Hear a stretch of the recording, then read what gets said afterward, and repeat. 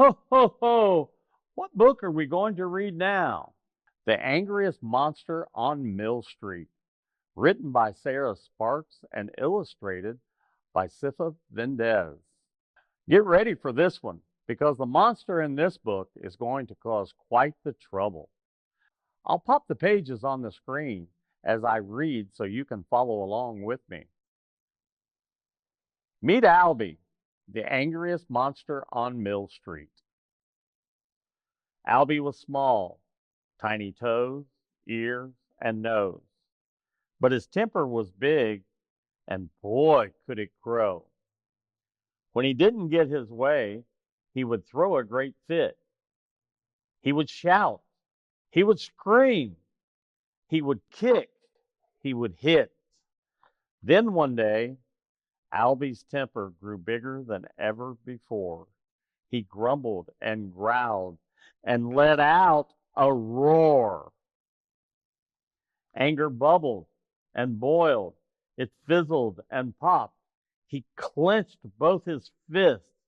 Albie couldn't be stopped. His fur felt like fire. It started to glow. It burned brighter and hotter. He was ready to blow. Albie's anger got bigger, and Albie did too. The small little monster grew, and he grew. He grew up past the rooftops and up towards the skies. Soon his colossal temper matched his colossal size. With each stomp, the earth rumbled. A great rattle and shake. Albie's powerful stomps caused a giant earthquake. His shouts pierced the air like great thunderbolts, causing shockwaves, explosions, and fiery jolts.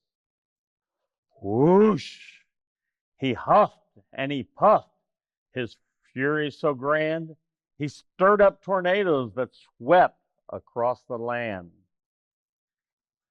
Albie's tears fell down fast in giant-sized splashes. The flood rushed down Mill Street in watery crashes. The monsters below jumped in makeshift canoes as they tried to outrun all the hullabaloo. Before Albie knew it, he had lost all control, and the storm he created was taking its toll. Stop! Albie yelled as he closed his eyes tight. This is not what I want. I need things to be right. Albie took a deep breath and he started to think. Can anything make a big monster shrink? What can I hear, feel, smell, taste, and see? Albie wondered out loud. Something has to help me. He could smell the fresh flowers, the grass and the leaves. He could hear the wind roar and feel the cool breeze. He could taste salty tears as they rolled down his cheek. The more things he noticed, the less things seemed bleak.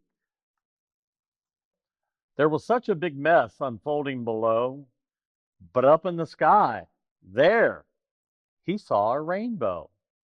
Albie paused for a moment and stared at the sight. The brilliant bold colors seemed to dance in the light. They fell to the ground as they bounced off the rain. They glittered and glimmered and calmed Albie's brain. Albie wiggled his toes, then his ears, and he knew as his temper got smaller, Albie's body did too. Albie's anger had gone, but it left a big mess and caused monsters on Mill Street quite the distress. So, Albie rolled up his sleeves with his small monster paws and got to work fixing the chaos he caused. He mopped up the water and he swept up the walk, and he made a few friends who promised to talk. If Albie ever felt angry, frustrated or blue, he could ask for a hug and they'd help him get through. There are still some days he's a big grumpy mope, but now when he's mad, Albie knows how to cope. What did you think about that one? That tiny little monster Albie had such big emotions inside him. Have you ever felt that way? Have you ever felt so mad or so frustrated that you just wanted to stomp your feet or scream and shout? We all feel big emotions like that sometimes, like a big storm is brewing inside of us. And it can sometimes feel like we have no control. But what did Albie do? He took some deep breaths, and that was good. He focused on his five senses, things he could feel, smell, see, taste, and hear. And what I really love about Albie's story is that he thought about ways he could take action. Sometimes we feel big emotions. It's because we feel like no one is listening to us or like we can't control the situation. When we can find ways to take action, whether it's talking with someone, drawing a picture, writing a letter, these things can help us vent that frustration out and channel it into something productive. And most importantly, it's important to remember the effect our words and actions have on others, isn't it? Look at the chaos Albie's temper caused and how it affected all the other monsters around him.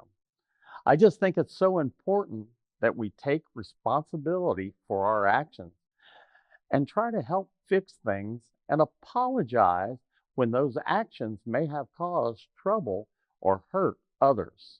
Wow. Always a lot to think about with that one. Still, it is really one of my favorite, and I hope you liked it too.